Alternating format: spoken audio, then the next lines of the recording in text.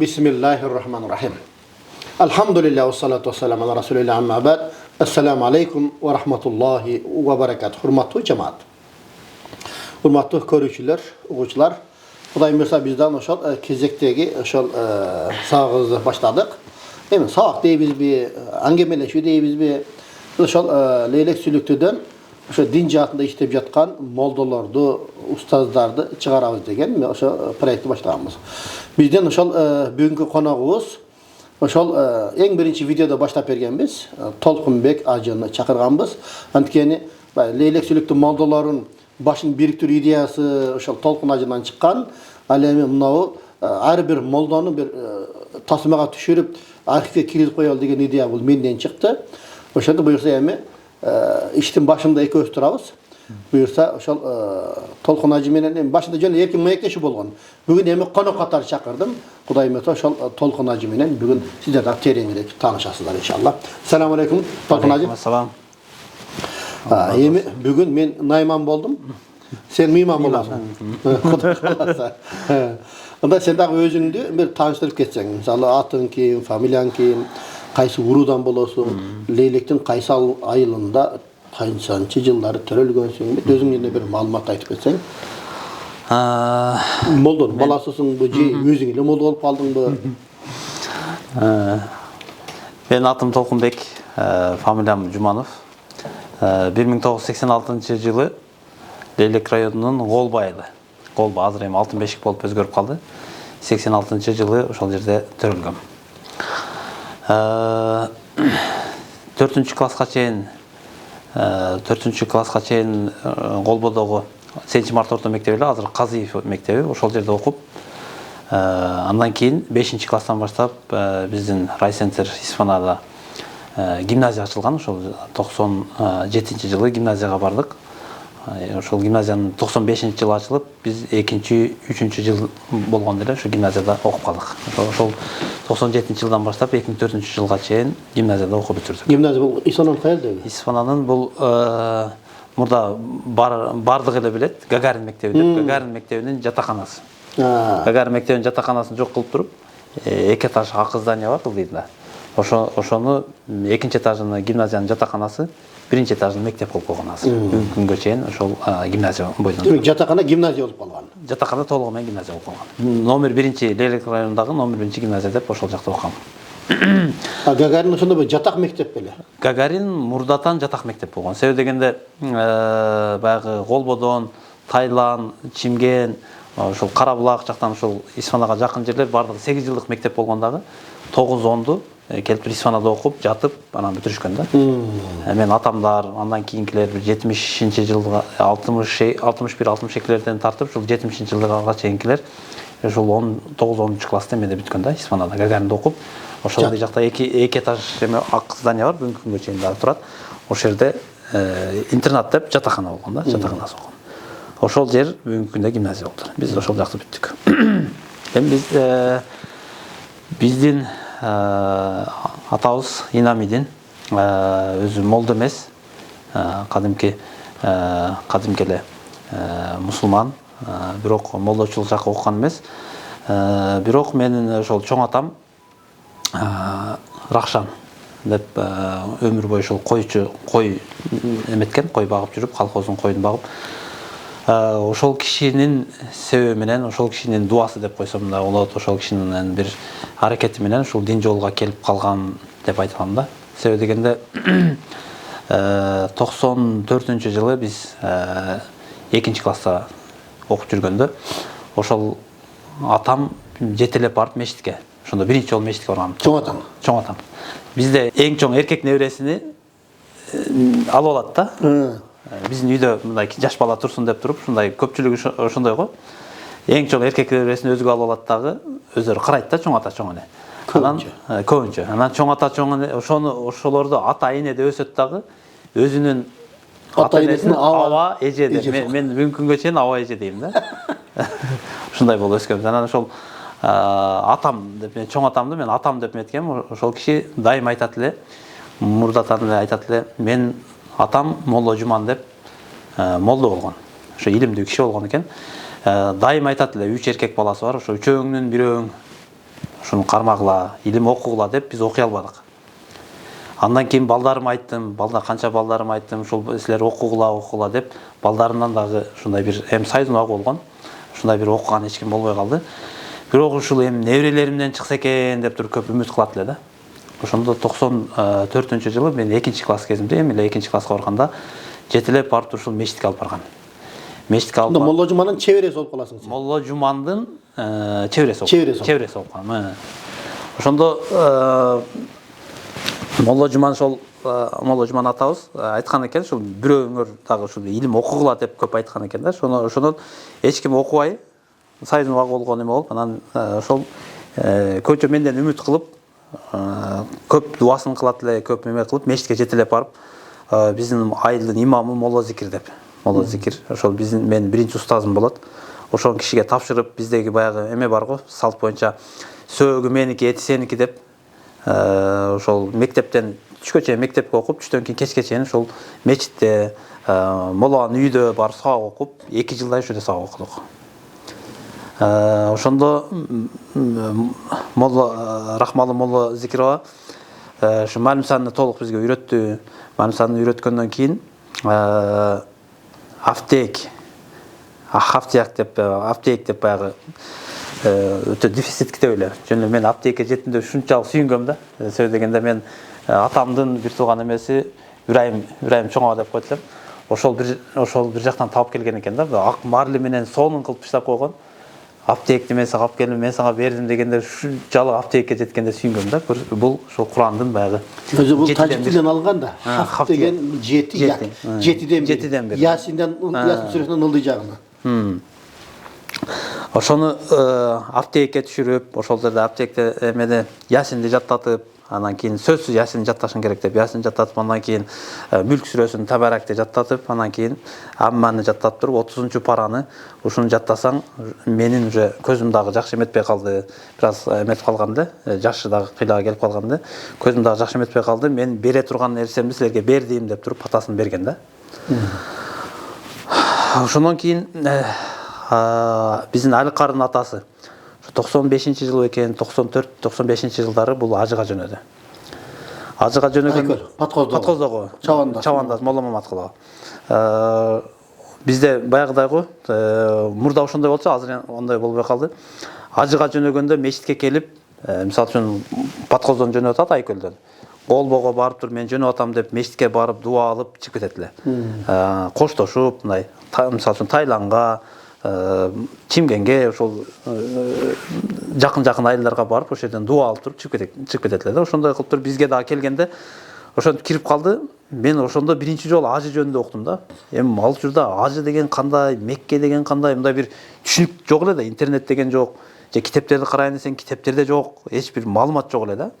Ошол Молла Маматкулова ажыга жөнөптүр деп туруп ошол жерде эметкенде, биздин Рахмалы Молла Зикирова кала Мүлк сүрөсүнүн акыркы кульдан баштап окуп кой деп мени айтып калды да. Ошол жерде окугандан кийин ошол Молла Маматкулова жакшы дуа берген да. Аллах таалам силерге дагы насип кылсын. Аллах таалам ушул ажыга барганга насип кылсын, көп барганга насип кылсын деп туруп дуа кылып кеткен. Ошол күндөн баштап мындай бир ойлогонум, ушул Каба деген кандай экен, Мекке деген кандай экен деп ошол бир мындайча айтканда бир 8-9 жаштарымдан баштап ушу Меккеге качан барат экен, Меккеге барам деп туруп ошонун ниет башталган да. Баягы айтат го, бул биздин болуп аткан баягы күндө айттык. Кечеги түштөр бүгүнкү түштөр эртеңки акыйкат. Ошондо кадимгидей эле мен дагы барам деп туруп мындай жаш дегемеде, жаш бала, 8-9 жаштагы жаш бала, мен сөзсүз Меккеге барам деп ниет кылганды. Кийин ойлосом, ошол дуалар, ошол учурдагы атамдын кылган дуалары, ошол учурдагы Молла Зикир, Рахмалы Молла Зикирдин кылган дуалары бардыгы бир эме болуп берген экен да, мындай фундамент сыяктуу болуп берип, бүгүнкү күндө ойго түшпөгөн кирбеген жерден эле бир карасаң Меккеге жөнөп каласың. Альхамдулилlah, кандай болуп кетти? Адамдар өмүр бою аракет кылат, бирок насип болбой калат. Меники ушундай болуп калды. Көрсө, ошолордун кылган дуасы тип атат деп ойлоп коем да. Ошолордун кылган дуасы чын жүрөктөн. Биз жете албадык эми, ошо силерге насип болсун. Биз эми карыдык, биз жетпегенди силер жеткиле деп туруп дуа кылат эле да. Ошондон баштап эмени динге болгон кызыгуу ушундан баштап Мекке, Медина, пайгамбар, ислам дини эмне экен деп ошондон кызыгып, ошону 40 парды жаттап, бизде баягы 40 парды сөз жаттатат эле го, ошону жаттап, ошонун фундамент ошол жактан болгон да. Анан кийин Моло Зикирден кийин бизде Моло Нышанбай деп Голбодон Моло Кудайкулду окуган Нышанбай деген молдобуз бар. Азыр ошол учурда жаш эле, 18 же 20 жаштарда. Ошол кишиге барып уланткам. Ошол кишиге барганда бул киши Уста Давалды кошкон. Уста Давал деп туруп баягы хикаяларды окуйт элек, баягы эмелер жок. Койчу менен койлор, карышкыр эки дос. Ошолорду окуп, экинчи устазыбыз ошол Нышанбай Тамсилдер жазылат да. Тамсилдер жазылган. Өзү негизи мына бизде ошол лейлекте бүт эле молдолор ошо экөөнү кошалып кетет да. Максаты эмне? Эми арабчаны окуп, Куранды окуп, тафсирди окуп кетсең жакшы. Коксо ошону улантып кете албасаң, устазалды окутуп коюп, баягы түрки тилде ошо китептер көп да бизде. Ошолорду окуп кете бересиң. Азыркы баягы Чагатай тили деп коет. Чагатай. Азыр Чагатай тили эски түрктөрдүн Османи деп туруп ошого да жакын болуп кетет экен. Кийин эме түркчө китептерди карасак Османинин эмелериге жакын экен да. Ошондо ошол Моло Нышанбай агадан сабак алып атканда дагы Моло Кудайкулдан окуп келдим дегенде ушунчалык мындай бир башкача сезимдер болот эле да. Сандыгы бар эле, ошол сандыкка китептерини култап, ошол жактан керектүү китебин алып чыгат эле. Жык китеп. Ачканда бир өзүнчө жыты бар. Качан биз шуну окуйт экенбиз, шуну окуганга жетишет экенбизби деп ниет кылат элек да. Алла разы болсун, ошо жакшы бир багыт берип, ушул эме кылып берди да. Жол көрсөтүп, ошо Уста Давалды, ошол биздин Куранды жатташыбызга, динге келишибизге чоң салымдарын кошсо, Аллах Таала разы болгон болсун. Баардыгы демек ошо китептердин жыты эсиде калыптыр да. Бүгүнкү күнгө чейин ошол жыты бар да, бир мындай бир башкача жыт сандыкка ачканда эле күп бурат да. Өзү ошо китептер башкача болгон, материалы башкача, билбейм, иш кылып баардык баягы диний китептерде бул китеп жыты бар да. Мен эсимде да. Сен айтсаң азыр сразу жыты келди. Ошо өзүнчө бир өзгө тартат да, ошо мындай шуну да окуй алабы экенбиз деп эме кылат элек да, ниет кылат элек. Андан кийин эме болуп 4 классы бүткөндөн кийин ушул бул светский жак деп мындай гимназия биягында окусун, дүйнөлүк жактагы илимди окусун деп атам өзүмдүн абам менен эжем ошо Исфанага апарып экзамен тапшырып ошол жакта окуп калдык.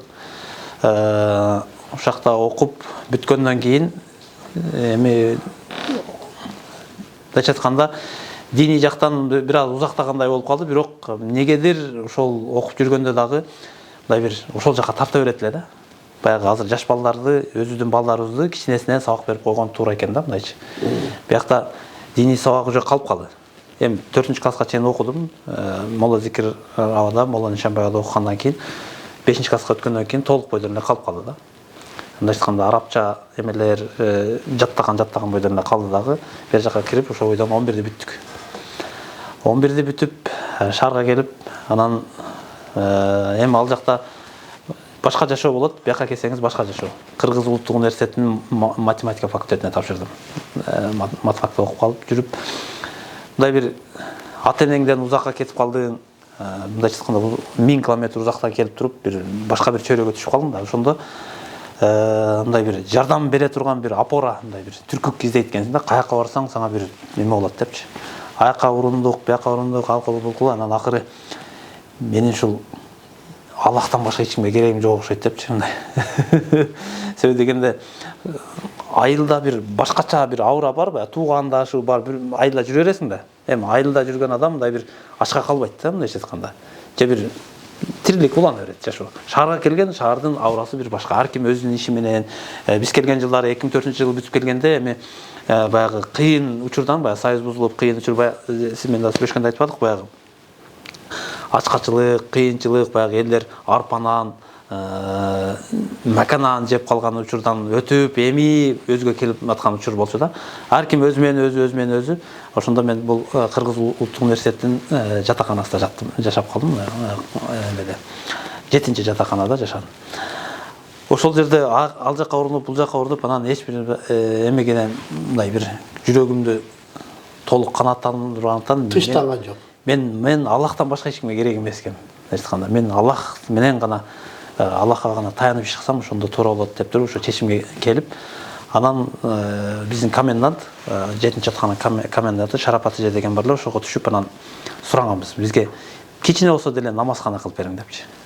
Анан ошол 5-этаждан бир фойени, бир бурчту бизге берген, бош эле жерди. Анан ошол жерге кичине бир килем, мындай бир кичине бир жай намаз салып туруп эле ошол жерде намазыбызды баштап кайра. Эми ортодо окошко болуп калды да.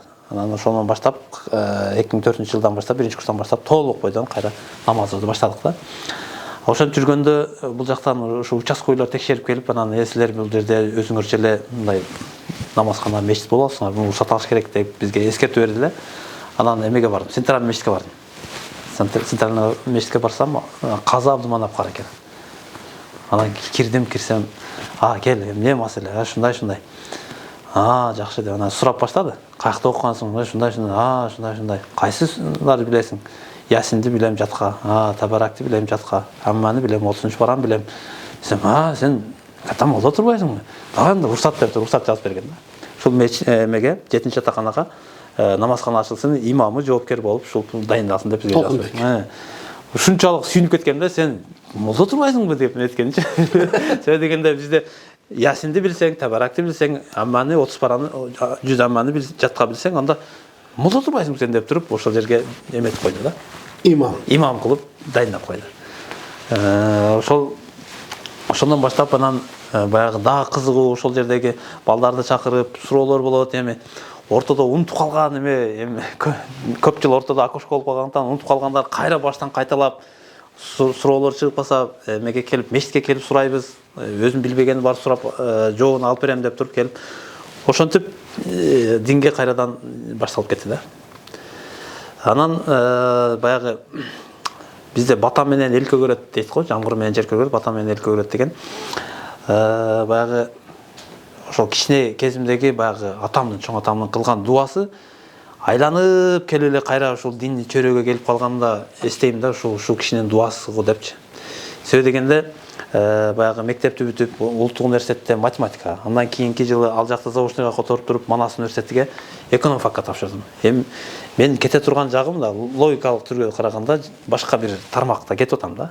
Башка жол менен кеттим, бирок ошол менен катар эле намазым, динди кайрадан кайталап такрор кылып бекемдеп кетип атам да. Ошентип 2014-жылы магистратураны толук бүтүрүп, Манастан магистратураны бүтүрүп, анан кайсы спец боюнча бүтүрүп чыктың? Экономист. Улуттук университетте? Математик. Динге тиешеси жок. Көндөн динге тиешеси жок негизи. Анан ошондо эмеден математика, экономикадан башка өз алдынча мындай самоучка деп коет го, ошондой дамлалардан, эмелерден сабак алып жүрүп, анан ишке кирип, бир ишти баштап, 2-3 ишке кирдим. Эми баштап эметкенде бир себептер болот, башка жакка которулуп, ошентип жүрсөм, Центральный мечитте, азыр Гоголь Московскийде, ошол жакка бир ушул компьютерди билген, мындай бир кат жаза алган бирөө керек деп издеп атыптыр. Специалист керек деп, ошондо барсам Садридин дамла. Раматов Садридин дамла отурган экен. Анан кирсем эле компьютер жазганды билесиңби деди. Билем десем, кат жазганды билесиңби, бүт эмелерден билем. Интернет колдонушту билесиң, билем десем, болду, анда азыр сага приказ чыгарабыз, сени алабыз деп калды. Тааныштар аркылуу бардык эле. Ошол күндөн баштап кайра диний чөйрөдө иштей баштадым. Негизи дипломдорум башка. Анан ошол Садридин дамла менен казиятта 6 жылда иштедик. Садридин дамла ошол каза болгонго чейин 6 жыл чогуу иштедик да. Сен бирок сен ошо дипломуң динге кызмат кылды да. Ошондой десек болот. Ошол жакта. Демек сен баягы динди окуп баштадың, ортодо окошко болду, окууну бүттүң, кайра ошо динге даяр болуп келдиң кызматка. Ошондой болуп калыптыр да. Кийин билип атпайбы, мындай ойлоп туруп, значит Аллах Таала биякты каалаптыр депчи. Анан ортодо эми бул казиятта иштегенде билесиз, баягы дипломдуу адамга баягы айлыктары ошол учурда диний кызматкерлердин айлыктары деле жакшы эмес эле. Эми жакшы эмес дегенде чын айтканда мындай берекелүү болот, бирок мындай бир сан жагынан алганда аз болчу да. Анан ошол жакта иштеп жүргөндө эле варианттар чыкты. ошол мен иштеп аткандан 4-5 эсе көп кылып берем, монтип берем деп бул жакта бир тааныштар, ошо чогуу окуган группалаштар эмелер башка иштерди сунуштады эле. Ошол жакка кетем деп туруп Садыр дамлага кирип айттым, ушундай дамла, мен болду 3-4 ай иштеп бер дедиңиз эле, мына 3-4 ай иштеди, мен бияқта кыйналып кеттим, эми жашоо биздин да жашоо бар экен десем, ойлонуп Садыр дамла айтты, кетпейсиң деди. Ошентип эле кетирбей койду. Анан 5 убакыт намазың бар, диний чөйрөдө жүрүп атасың, Аллахтын берекеси бар бул жакта эле иштеп динге салым кошо бербейсиңби?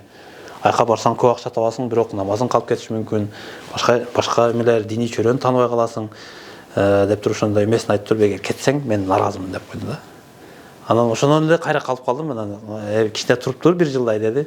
1 жыл эмес, 6 жыл ошол жерде чогуу иштедик да. Экөөбүз ошондо таанышканбыз. Экөөбүз ошондо таанышканбыз. Мен бул жакта имаммын, сен ал жакка жаңы келдиң, анан группа имамдардын группасынан тапшырмаларды берет элең. Ошондон таанышып калдык. Ооба. Ошондон кийин идеялар башталды да. Ошондон кийин идеяларын Лелек молдолорун жыйнасак. Садырын дамладан кичине сабак алып эметип калдык, андан кийин чогуу эметип иштеп жүргөндөн кийин өзүнүн медресеси бар эле, ошол жакка директор кылып койду. Востоктогу Илшат медресеге ушул жак сен карап бер депчи. Ушундай. Анан кийин эле Аллах таала насип кылып бүгүнкү күндө муфтиятта иштеп атабыз. Азыркы учурда дагы кызмат муфтиятта. Эми бул жерде азыр сен казияттан муфтиятта азыр кайсы кызматта? Муфтиятта бухгалтериядабыз. Ошол биздин диплом, жанагы айтып аткан диплом, бул жакта дагы ошол спец боюнча керек болуп калды да. Мында Султан Ажичи. Чогуубуз экөөбүз. Чогуу. Алда бухгалтерби? Бухгалтер кассир. Ал кассир. Бухгалтер кассир. Жакшы. Анан негизи мына сен баягы ортодо кичине үзүлүп калды дейсиң го. Анан диний чөйрөгө келгенде мына жакта боштук болуп калды да. Диний чөйрөгө келгенде сууга түшкөн балыктай болуп, жанагы китептин жытын сагынгандай бир башкача сезимдер болдубу? Адамдын өзүнүн табияты, Аллах берген бир жөндө мына кичинесинде калыптанган бир эме болот да. Ошол чөйрөдө болсо мындай бир денең жибишип, күлүп жайнап, мындай чын жүрөктөн жүрөсүң да ошол чөйрөдөчү. Анан башка чөйрөгө барганда бир нерсе эле тосо бергендей болуп кыйнала бересиң да. Мен бул казиятка келгенде, Борборлук мечитте, Гоголь Московскийдеги барганда эле уже мага бул менин чөйрөм экен деп жаккан да, мындай күлүп жайнап ошол жактан уже кызмат башталып, ортодо эмеде да, мамлекеттик кызматта дагы бир аз иштеп калдым, дин иштер боюнча. Бул жакка келгенде мен кайра эле ушул баягы сиз айткандай көлдүн жээге чыгып калган балыктай болуп, туруп эле кайра деңизге кирип кеткендей болуп, кайра эркин болуп өнчө жыргап калгам да. Анан бул жерде сен азыр демек, мисалы көпчүлүк молдолор айтат, сен динге кызмат кылып атасың, динден башка дагы кандай кызматтар бар деп. Эми сеники дагы ошол эле суроо да. Ошол муфтияттан башка дагы башка жумуштарың барбы сенин? Бир гана ошо дин чөйрөдө эле ишин. Мисалы чыгармачылык дегендей, китеп жазмай же китеп котормой дегендей. Сен менен билгенден сен түркчөнү дагы билесиң, манас университетинде окугансың. Анан ошол жанакы анча-мынча намазканаларды ачканга түрктөрдөн спонсордоп жардам бергендерин дагы биз билебиз. Мисалы, мына Бишкек паркта сен себепчи болсоң керек эле намазкананын ачылышына. Дем бул күнүмдүк эмеде кетип атканда эле колдон келген нерсени кылып кете бересиң да. Ошол казятта иштеп жүргөндө ушул түрктөрдөн бирөө намазга келип калып, анан таанышып калдык дагы, ушул Бишкек паркта иштейт экен. Ошол жерде бир эметпейлиби? Көрбөйлүбү деп, намазгана элдерге шарт түзүп бербейлиби деген сунушту айтсак эле, кат жазгыла деди. Ошол жерге кат жаздык. Кат жазсак эле болду деп бир күн эметкенден кийин эле ушул жерди ачтык деген бир жооп келди да. Кийин ал жер өнчө чоңоюп жума окула турган болуп, биздин Шамшидин ака Маматкулов ислам ал жерде имам болуп, жума окулуп кетти да, мындай бир. Анан азыр 1-2 жылдан бери намазкана эле болуп калды. Ага чейин бир жума окулган бир чоң бир мечит сыяктуу кызмат кылды, жакшы кызмат кылып берди да. Анан башка эми биздики чыгармачылык дегенде мектепте окуп жүргөндө ошо чыгармачылык жактар бар эле. Азыр биздин агайлар, мисалы үчүн Лейлек районунда Ата журт гезитинде 30-40 жылдан бери редактор болуп жүргөн Абдилат Дооров деп ошол агайым болот да, Абдилат Дооров. Ошолордун жардамы менен, Бакытбек Мукарамовдун жардамы менен ошол 11-класста жүрүп ыр жазат элем. Ушундай чыгармачылык болуп, ал учурда биздин Лейлекте мындай бир 2002-2003 жылдары. Басмакана, азыркындай типография эме кыйын да мындай. Ошол Ходженттен, Тажикстандан барып китеп басырып чыгарганбыз да. Ырканат деп туруп, ошол ырканаттар жыйнагы деп мектепте ушундай чыгарганбыз. Азыр деле эми кандай десем, мындай бир анчалык бир терең болбосо дагы өзүгө жараша жазып, өзүнүн чыгармачылыгы эми ал бир хобби сыяктуу бир кошумча бир эме да. Атам өзү бир кандай десем бир өзү менен өзү сүйлөшкүсү келип калганда отуруп алып кичине жазып коебуз дагы эле. Бирок китеп чыгара турган деңгээлде жазбай эле. Анда ошол өзүңүздүн проектибиз боюнча дагы бир гимнди жазат окшойсуң. Жакшы. Бир сунуш да. Мында илхам келгенде өзүң менен өзүң экөөң отурасың. Өзүм экөө сүйлөшөбүз дегенде отурганда ошол элек-сүлүктүү молдолор эми негизи сен ошол чөйрөдө жакыныраксың. Менин дагы бир пикирим да. Бул жерден сунуш. Эми ошол бизде бир гана элек-сүлүктүүдө баягы молдолор эле эмес. Мисалы светский жакта мисалы врачтар же болбосо ошол бир кандай десем кыскасы баягы динде эмес башка тармакта иштегендерди деле ушу судьяга чакырып эми экөөбүз негиздедик да. Ошол экинчи тарапты сен как чыгармачыл адам катары өзүң мойнуңа алсаң кандай болот? Жакшы болот, жакшы. Жакшы. Өзүнүн электен чыккан атактуулар, электен чыккан бир илимдүүлөр, электен чыккан бир таланттууларды чакырып деле сөз кылсак жакшы болот. Сөзсүз бул жерде молдо деген сөз эмес, мисалы молдо деген өзү билесиң да. Ученый адамды молдо деген сөз ошол да, мурда бүтөлө молдо деген.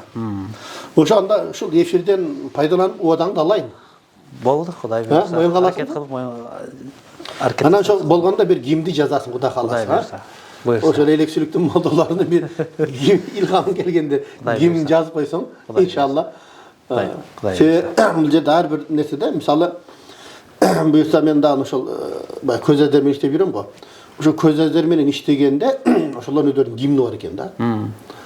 Асыл таяк, ак таяк дейт да. Ар кандай жамандыктан арачалап деп мисалы денең дүркүрөп көзүңдөн жашың чыгат да баягы жердечи. Ошол таяк менен биз жашайбыз деген бир мааниде бир гимни бар экен да. Өтө таасирлендим мен, билбейм. Сен жанакы жерде көз ачтарга биз эметтик да биз. Конкурс өткөрүп туруп 6 умура бердик да. Ошондо программа уюштуруп, ошо баардык таягы менен чыкты да. Асыл таяк, ак таяк деп баягы жерде. Мен ошо таяк боюнча айтып атпайбы булар? Таяк бул биздин көзүбүз дейт. Башындагы баягы эмес улам жешилип кететін алмаштар экен, бул кареги дейт да баягы жердечи. Мисалы алар өздөрүнүн ошол көзөздөр федерациясынын өзүнүн гимни бар экен да. Анан эми бул жерде как негиздөөчү катары сен өзүң баягы кичине ошол адабият чөйрөсүндө дагы Кудай буйрса. Тиешең бар, ошого ичинен жашаган адам катары бир ошону ойлонуп коюшуң керек экен. Кудай буйрса. Жана бир тойго алып калсак айтып атпайбы? Мындай жакшы сөздөрдү сүйлөш бул адабият, сүйлөгөндөргө кол чабыш бул маданият дейт го баягы жерде. Ошого сен ошондой эмессең, ичине биз кол чабып, колдоп турабыз. Кудайым буйрса. Ошол жыйынтыктап айтканда эми окуу боюнча дагы айттым окшойт. Андан кийин 2020-жылы Арбаев, Ишеналы Арбаев атындагы университеттин теологиянын магистратурасына тапшырып, ал жакта окудум. Анда менден кийин окусуң да. Мен 2012 тапшырып, 2005 жыл окудум. 17-nin ахыры бүтүрдүм, 5 жыл окуп, теологияны бүтүрдүм. Анан кийин 17-18 магистратураны окудум. Биздики меники бакалавр болгон үчүн түз эле 2022 эмеге тапшырдым. Магистратурага. Сен эме да бизде баягы меники диний диплом да. Ал университетте баягы светтик диплом керек дегенден мен ошо 1-чи курска тапшырдым. Балам 1-чи класска барды. Мен магистратураны жүргөн балам дагы 8-9 бүтүп калды да уже. Балам экөөбүз чогуу бүткөнбүз. Баягы жерде. Эми бул жерде мына бизде дайыма сурап атабыз. Мисалы садака жария деп коет. Молдолордо өзүнүн артынан ошол мисалы китеп жазып калдырабы, же болбосо баласын тарбиялап атабы. Дагы эми ошол баягы берки жагынан караганда сен атып китептерди бирок жыйнасаң болот экен. Жана жазылганда. Балдарды кандай дин жолдо тарбиялап, сен баягы молло жумандын чеберелеринен кийин дагы ошол молдо уланып кетеби деген сөз да. Иншалла Кудай буйрса жакшы ниеттер бар, жакшы бир тилектер бар дегендей. ошол биринчи уулду болгондо кызыктуу окуя болду. Мен ошону айтып берейин кыскача эле.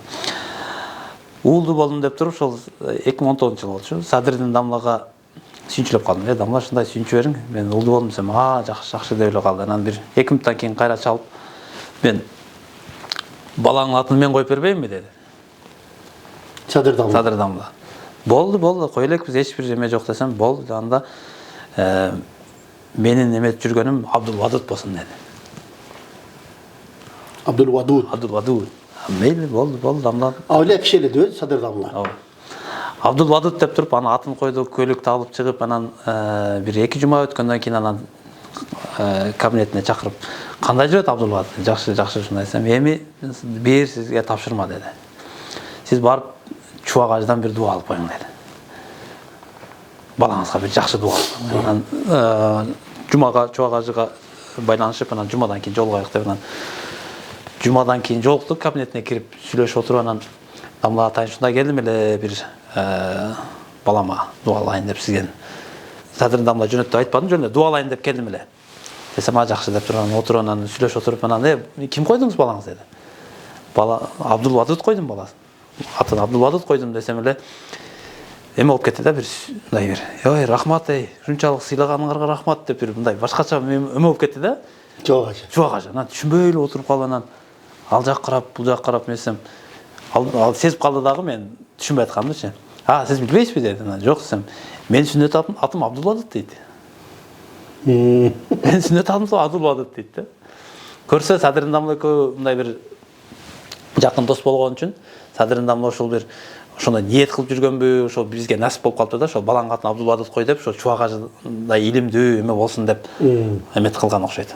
Анан Чубак ажы айтты, мен ошол биринчи Саудияга барып окуп жүргөндө кайсы бир устазын айтты, ошол мен ат Ч деген арабчада жок болгон үчүн тили келбей кичине кыйналып, анан сенин атың Абдулвадуд болсун деп туруп мага ошо сүннөт атын коюп берген деп, кийин баягы койгон кол тамгасын карасам, ошол жерге арабча Абдулвадуд деп коюп экен да. Чубак ажынын сүннөт аты. Анан ошондо тамашалашып, Кыргызстанда бир Абдулвадуд болсо, эми конкурент пайда болду депти.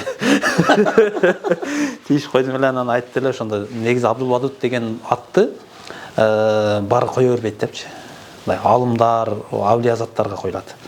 Ушундай Садыр дамла ушундай жөнөттү, ушундай десем, деп аябай ыраазы болуп батасын берди эле. Ошондо сиздин сурооңузга да, ошондо айтты да, баягы Аллах Таала Катсы Кудсиде келет. Кулум мени кандай ойлосо, мен аны ошондой мамиле кылам деп ушул хадисти түшүндүрүп айтты эле да. Ушу балаңызды эптеп эле ушул чоңойсо, эптеп мектепти бүтүп, эптеп университет бүтүп, эптеп жашап үйлөнүп кетет деп эле ушинтип эле дуа кылып эреткенбиз биз кыргыздар. Дебестен жакшы окусун. Дүйнөлүк деңгээлдеги алым болсун, мындай болсун деп туруп жакшы ниет кыла бериң, иншалла Аллах Таала берет деп.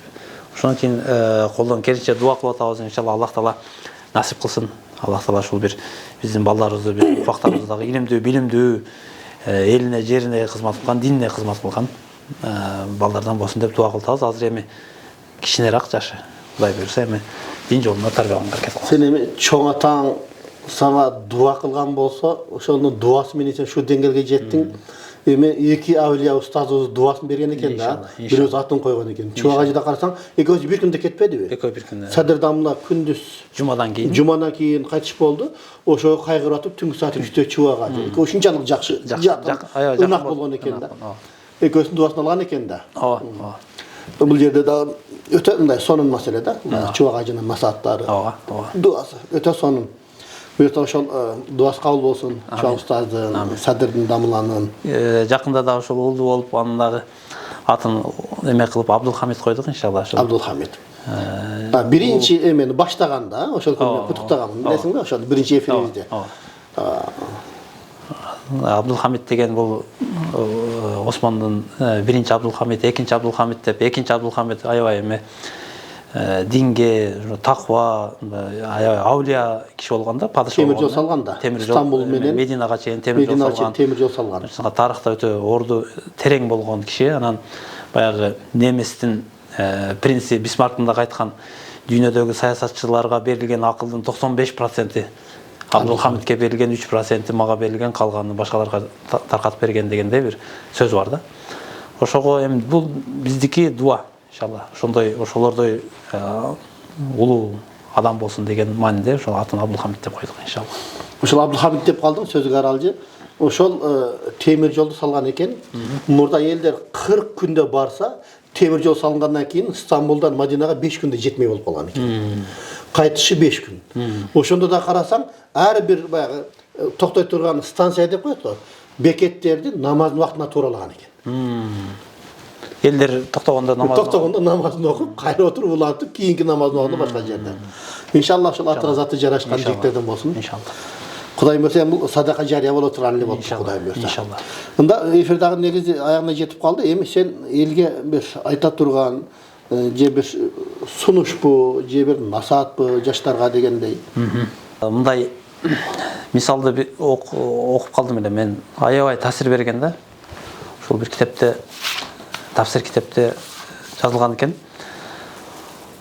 Ийне жасай турган ийне боюнча. Кадимки биздин ийне бар го. 5-6 киши өз-өзүнчө ийне жасашыптыр да.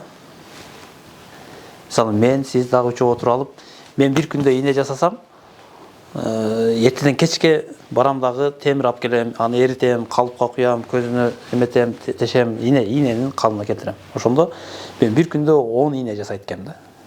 Өзүм. Мен 10 ийне, сиз 10 ийне, бул 10 ийне деп ошо орточо 10 ийне экен. 6 киши 60 ийне жасайт экен. Ошонун натыйжасы, бир күндүк эмгегин натыйжасы 60 ийне болот экен да. Анан ошолор мындай пикир кылыптыр да. Ушуну бирөөбүз баарыбыз эле ийне жасабастан, бирөөбүз темир алып келели. Иши үстөлгө темир алып келиш. Бирөөбүз эме алып келели. Эрители. Бирөөбүз куябы, бирөөбүз көзүнө ачалы. Ошентип көрөлү дегенде ар ким ошол иштин баштаптыр. Ошону баштаганда бир күндө бир кишиге 300 ийне тийиптир да. Мындайча айтканда 30 эсе өсүп кетет атпайбы. 10 жасап атат эле, ал ошо биригип туруп эле максатыны бир кылып туруп, биздин максатыбыз ийне жасаш. Сен темир алып келесиң, сен эритесиң, сен калыпка куясың, сен көзүн ачасың деп. Ошентип 5-6 киши биригип туруп эткенде, бир кишиге 10 ийнеден 300 ийнеге көтөрүлүп кетиптир да. 30 эсе көтөрүлүп кетти. Бул ошол өндүрүшчүлөрдүн арасында аябай бир дастан болуп айтылып, мындайча айтканда, бул эмнени айтат? Ийне алып келген кишинин мен кантип эритем, кантип көз ачам деп башы оорубайт да. Болду, анын эмеси темир алып келген. Темир алып келет, болду, жеткирип берет. Канча десе темир жеткирип берет. Темир жеткириш боюнча жолдо кандай проблема болот, сатып алганда каяктан алат, ал боюнча ал полный маселени билет. Эритишти бул билет экинчи киши. Башкасын башы оорубайт. Үчүнчүсү кылат, көзүн ачып коет, болду, башкага башы оорубайт. Ошентип өтө өнүгүү болгон экен да. Ошол сыяктуу бизде дагы бул динге, элибизге, жерибизге кызмат кылабыз десек, кош колдоп баарыбыз биригишибиз керек да. Иманга чакырыш бул бир гана молдолордун иши. Же бул бир гана эмелердин иши, мугалимдердин иши же имамдардын иши дебестен, баардык ким колунан не келет. Бирөө ийнени жеткирип берген сыяктуу, бирөө студияны мисалы үчүн бир киши жасап берип атат. Ал молдо эмес мисалы үчүн, туурабы? Бизнесмен, бирок жасап берип атат. Колунан келген эмени. Бирок максаты бир элге пайдалуу бир нерсе жеткириш болуп атат да. Ошол сыяктуу мен айтарым, ар ким эле колунан келгенин кыла берсе да, колунан эң жакшы эмне келет, ошону салым кошуп, элибизге, жерибизге, динибизге кызмат кылганга саптаса деп сунуш айтат элем да. Ошондо кылган ишинин майыны чыгарып калат, бирок бардык ишти кыла бербейт да. Мен кээде мен өзүм дагы ойлоп калам мындай бир бардык ишти өзүм кылам деп эле бардык жака башыбызды сала берип, эч биринен жок да, эч биринен жок калып кетебиз көбүнчөчү. Ошону бир иштин майыны чыгарып кылып, ошол боюнча, ошол тармак боюнча эмне маселе боло турган болсо, ошону илимибиз менен, акчабыз менен болобу, сөзүбүз менен болобу, күчүбүз менен болобу, кыскасы салымыбызды кошо бере турган болсок, сөзсүз түрдө Аллах Таала чоң ийгиликке жеткирет экен. Мисалы үчүн бул дагы бир элге кайрылып атканыбыз, YouTube аркылуу бул эме кайрылып, элге ушундай бир тааныштырып, жакшы сөздөр айтып, кандай болду, эмне болду дегенибиз дагы бир ийне жасоо сыяктуу бир натыйжа деп билсек, Мисалы үчүн бирөө оператор болуп тартып атат, бирөө камераны алып берди, бирөө студияны кылып берди, бирөө окуган илимин айтып атат, бирөө келип өзүн эме кылып атат. Кыскасын айтканда, Кудай бир кыска убакыттын ичинде эле натыйжага жетип атат да. Ошон үчүн Кудай буйрса, ар кимибиз колубуздан келгенин кыла турган болсок, Аллах Таала сөзсүз түрдө эселеп ийгиликтерди берет деп ишенем иншалла. İnşallah. Allah razı olsun. Анан бул жерде тургандар ар бир сабакта мен бир окуяны айтып адат кылып алганмын. Азыр мына олиялар жөнүндө сүйлөп калбадыкпы?